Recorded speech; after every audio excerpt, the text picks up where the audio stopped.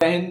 तो आज हम पढ़ेंगे आर्टिकल के बारे में। आर्टिकल को हम दूसरी भाषा में डिटरमाइनर्स भी कहते हैं। अगर हम आपसे पूछे आर्टिकल की डेफिनेशन क्या होती है, तो आप सिंपल सी एक बात याद रखिए कि यदि आर्टिकल किसी भी सेंटेंस में प्रयोग हुआ है, यहाँ पर डिटरमाइनर्स किसी भी सेंटेंस में प्रयोग हुआ है, तो इसका मतलब ये होता है कि उस सेंटेंस के पीछे, मतलब उस डिटरमाइनर्स के पीछे किसी भी नाउन का प्रयोग हुआ है।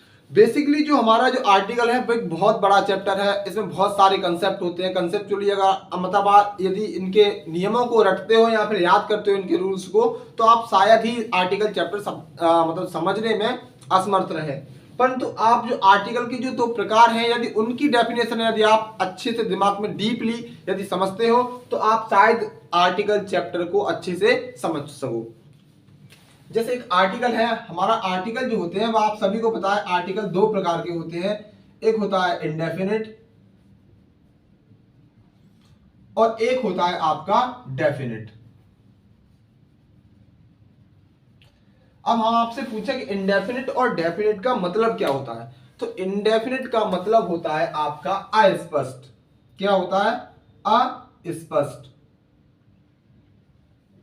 और डेफिनेट का मतलब होता है स्पष्ट। मतलब कोई चीज स्पष्ट है तो वो डेफिनेट है, और यदि कोई चीज स्पष्ट नहीं है तो वो इनडेफिनेट है। जैसे सपोज करो मैंने आपसे कहा मैंने एक गाना गाया, आई Seng a song.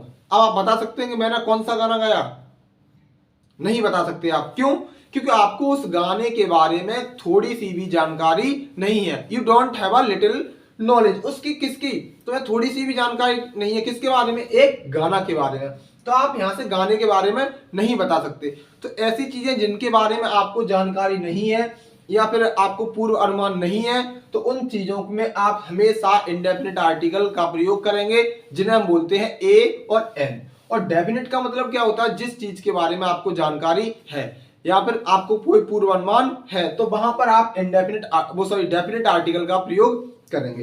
Indefinite article basically आपके दो होते हैं, एक होता है आपका ए और एक होता है आपका एन। और डेफिनेट आर्टिकल होता है आपका केवल एक द।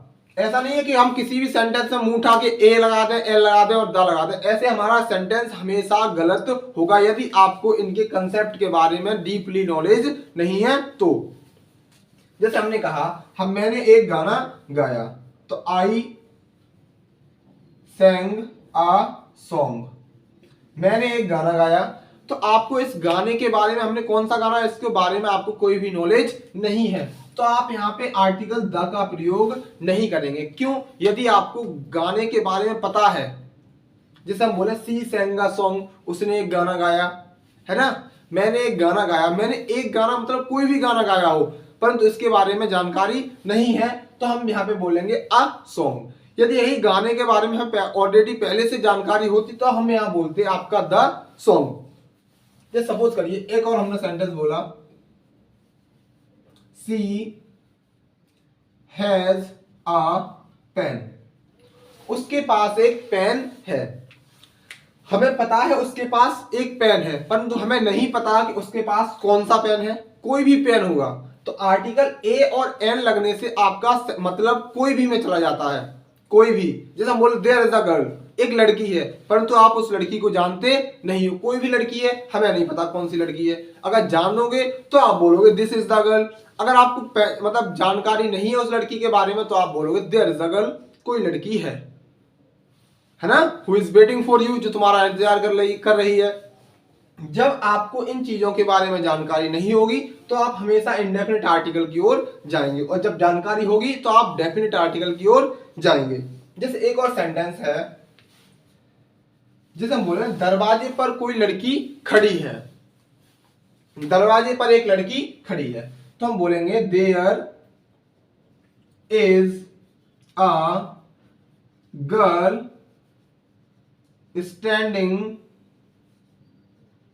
Eight the door.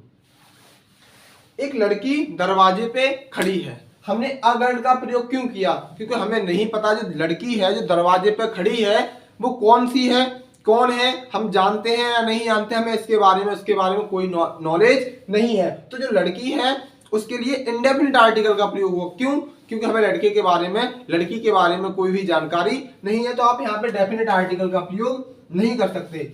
यहाँ हमेशा आप इंडेफिनिट आर्टिकल का ऐसी स्थिति में प्रयोग करते हैं जहां पे हमें चीजों के बारे में पता नहीं होता, या फिर वो गेस्चर में रहती हैं, पता नहीं कौन कौन होगा, कौन सी लड़की होगी, कौन सा पेन होगा, ऐसी चीजें हमेशा इंडेफिनिट आर्टिकल के अंतर्गत आती हैं।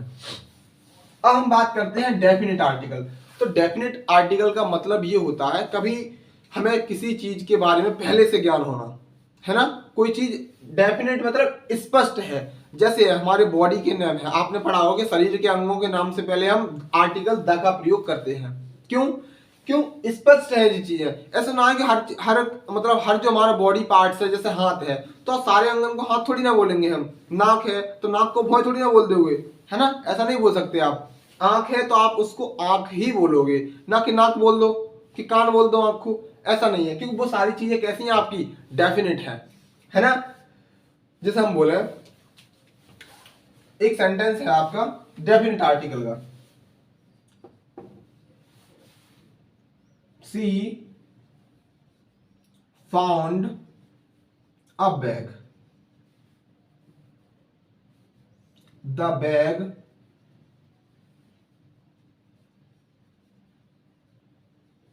contained with coins। अब देखो यहां पे जो बैग है वो एक एज अ इंडेफिनिट आर्टिकल की तरह प्रयोग हुआ है, इसलिए हमने यहाँ पे इंडेफिनिट आर्टिकल का प्रयोग किया है, सॉरी, क्योंकि हमें यहाँ पे बैग के बारे में कोई भी जानकारी नहीं है। हमने बोला सी फाउंड अ बैग, उसे कोई भी बैग मिला, परंतु हमें उसके बारे में जानकारी है नहीं है। अब सुनो, the bag contained with coins, वह बैग जो है जिसको मिला है वह किससे भरा है, सिक्कों से भरा हुआ है।